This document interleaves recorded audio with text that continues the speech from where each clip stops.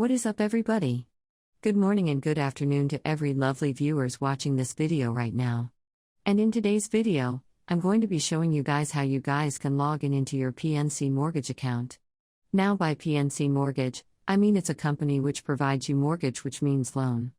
Alright, with that said, follow the steps which I'm going to be showing you, but before that, don't forget to hit like and subscribe to our YouTube channel Tech World for future videos just like this.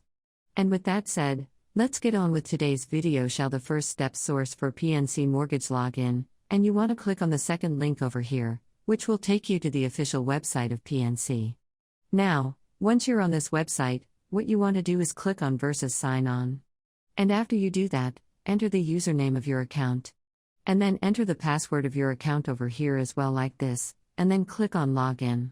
And you should be able to log in into your PNC mortgage account. So it's that simple. Now remember, you're going to log in into its online banking account. But once you log in over there is going to be a mortgage section where you guys can apply to get mortgage. That's how this thing works. Alright, so don't forget to hit that like and subscribe, everybody.